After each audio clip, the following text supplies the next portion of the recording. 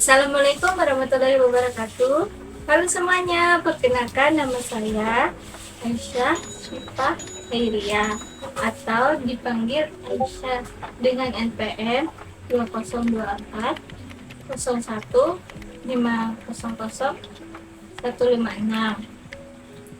Fakultas Ilmu Pendidikan dan Pengetahuan Sosial, jurusan Bimbingan dan Konseling.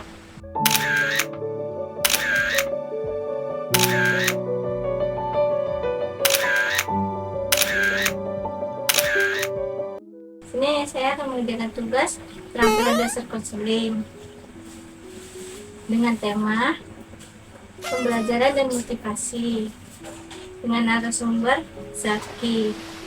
Selamat menyaksikan semuanya.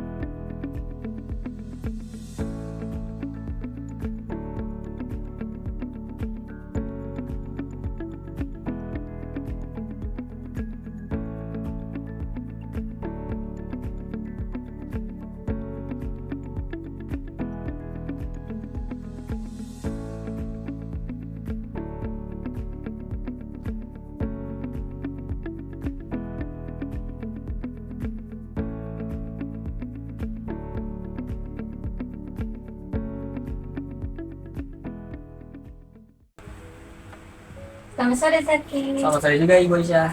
Terima kasih telah meluangkan waktu untuk bertemu hari ini. Bagaimana perasaan Zaki hari ini? Wah, kalau Ibu Aisyah bertanya soal perasaan saya pada hari ini, alhamdulillah Bu, saya baik dan sehat. Nah, kalau perasaan Ibu hari ini bagaimana? Alhamdulillah baik dan sehat. Ada yang ingin diceritakan? Oke, karena Ibu Aisyah bertanya, langsung saja ya Bu, saya sampaikan. Nah, saya ini punya permasalahan pada kebiasaan sehari-hari saya. Dimulai dari belajar, manajemen waktu, kemudian komunikasi dan juga pergaulan Bu. Jadi di waktu saya belajar di sekolah, saya ini tuh sulit berfokus pada materi yang disampaikan oleh guru di depan kelas. Kemudian saya juga jarang mencatat sehingga hasil nilai ujian saya tuh kurang Bu dan jelek hasilnya, tidak sesuai harapan. Nah, kalau tips dari Ibu, bagaimana sih cara kita fokus belajar dan juga supaya catatan kita tuh baik sehingga hasil ujiannya tuh bagus sih? Untuk fokus belajar, ketika guru penerangkan, kamu harus lihat. Dan juga ketika guru menjelaskan, kamu harus mendengarkan agar bisa fokus ke materi tersebut. Biar fokus. Dan untuk agar dapat nilai bagus, sebelum guru itu ngasih tahu suruh mencatat, kamu harus mencatat duluan apa yang diterangkan dan dijelaskan oleh guru tersebut. Dan ya harus dicatat, bahkan sebelum guru itu nyuruh kamu harus mencatat catatan tersebut. Nah, selain itu nih Bu, saya punya salah satu teman sebangku nih Bu. Dia ini usil iseng waktu saya tuh mau fokus ke materi yang disampaikan oleh guru di depan kelas. Nah, kalau menurut Ibu, gimana sih cara kita fokus walaupun diganggu teman gitu? Untuk kita fokus, ya jangan hiraukan dia, tetap aja fokus ke pelajaran tersebut. Dan kamu juga harus lapor ke guru kalau temenmu ini iseng. Sebelum lapor ke guru, kamu bilang terlebih dahulu ke tempat tersebut. Kalau misalkan kamu udah bilangin dia tidak bisa, baru lapor ke guru dan bilang ke guru tersebut, dan akan pasti dipindahkan oleh guru tersebut dia, atau kamu juga bisa pindah ke bangku lain, atau enggak kamu juga bisa dipindahkan oleh guru tersebut, dan juga kamu juga bisa dipindahkan oleh guru tersebut. Oke. Nah, selain itu Bu, nah kan saya pernah nih ya Bu belajar, tapi itu saya menggunakan ponsel Bu, karena saya tuh melanggar aturan juga kan ya. Karena saya tuh kalau misalnya belajar nih Bu, saya tuh suka banget buka HP buat main game, atau enggak saya tuh scroll media sosial. Nah, kalau menurut Ibu, gimana sih cara kita fokus belajarnya kalau misalkan kita tuh nggak usah megang HP gitu? Yang untuk fokus ya tadi, kamu fokus aja ke pelajaran tersebut, kamu belajar terus untuk fokus belajar, dan ketika guru terangin juga harus fokus untuk tidak bermain HP sampai tersebut bisa disimpan di tas, atau bukannya di sekolah kamu itu ada yang namanya HP harus dikumpulkan ya? Iya ada Bu. Ada kan? Iya. Ya harusnya dikumpulkan. Lalu kenapa kamu tidak mengumpulkannya? Iya Bu, maaf saya melanggar. Seperti itu ya. Nah, lain kali jangan dilanggar ya. Iya Bu. Kan sekolah itu ada peraturan HP harus dikumpulkan. Jadi kenapa bagaimana HP harus dikumpulkan itu agar siswa tersebut fokus ke pelajaran tersebut dan tidak bermain HP. Seperti itu. Oke, ya Bu, bisa dipahami sih Bu. Oke, selain itu nih Bu, saya punya kebiasaan juga nih Bu kalau belajar nih ya. Kan nanti kan guru tuh ngasih tugas PR ya kan lumayan banyak. Nah, dan itu tuh tenggat waktu pengumpulan tuh mendekati hari pengumpulannya gitu Bu. Maksudnya ngasih tugasnya tuh mendekati waktu pengumpulan tugas tersebut. Kayak misal nih Bu, guru tersebut ngasih di hari Jumat tugasnya, kemudian tenggat pengumpulan tuh hari Minggu Bu. Nah, kalau menurut Ibu gimana sih cara kita tuh mengerjakan tugasnya tuh tepat waktu? Untuk mengerjakan tepat waktu, misalkan guru itu ngasih hari itu juga, kamu kerjakan hari itu juga agar tidak keteter. Jadinya jangan pas mau mendekati kamu baru ngerjain PR-nya, dan seperti itu. Jadi jauh-jauh hari kamu sudah pas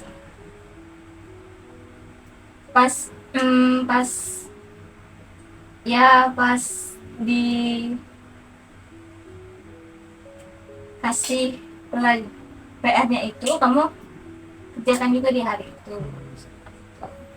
Oke, berarti itu kaitannya dengan kita tuh punya tanggung jawab gitu ya, Bu. Ya, Oke. Nah Bu, saya juga mau bahas juga nih Bu, kalau misalkan kan besok nih, misalkan besok ada ujian.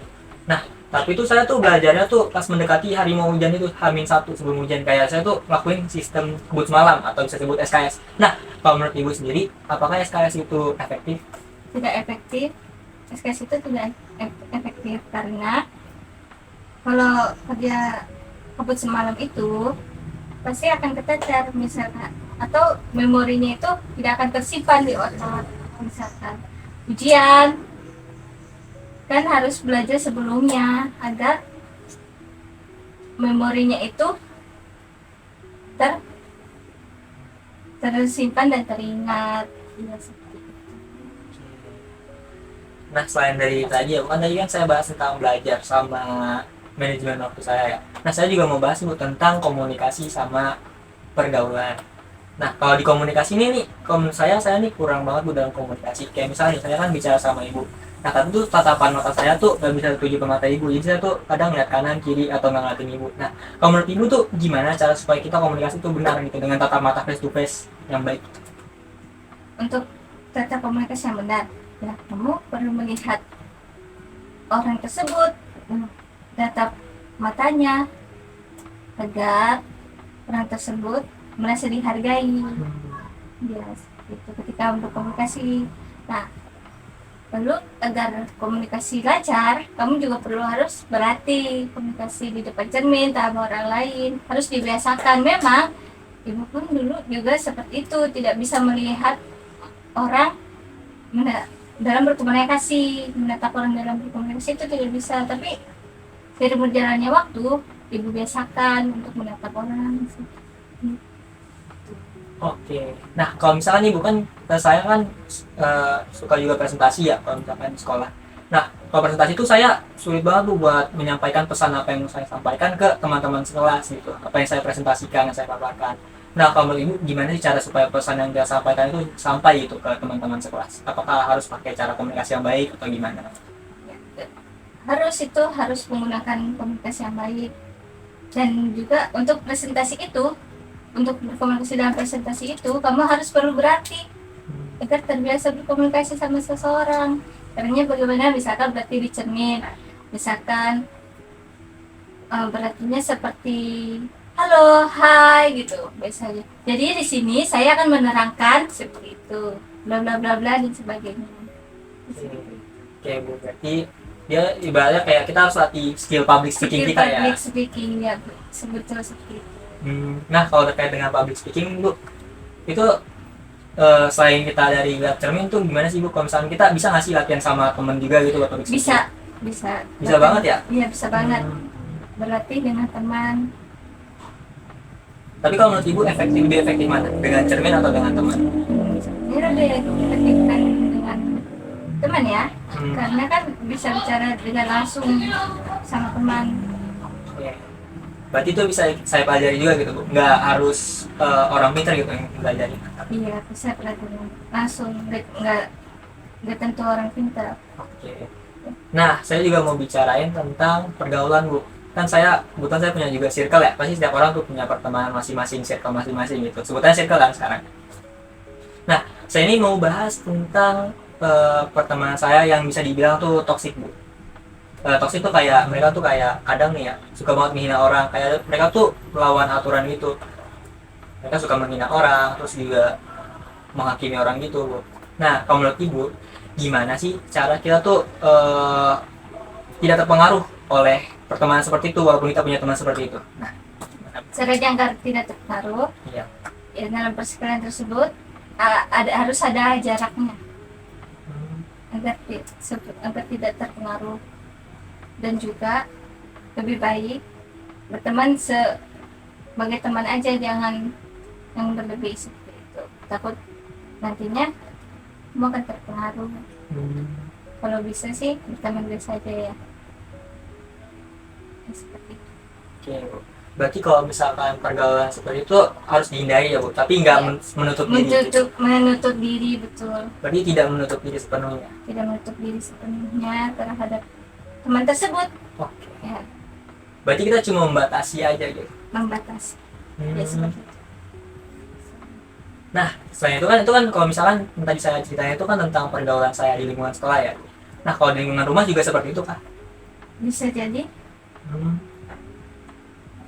orang itu kan berbagai macam ya, Iya. sifat dan ilmunya.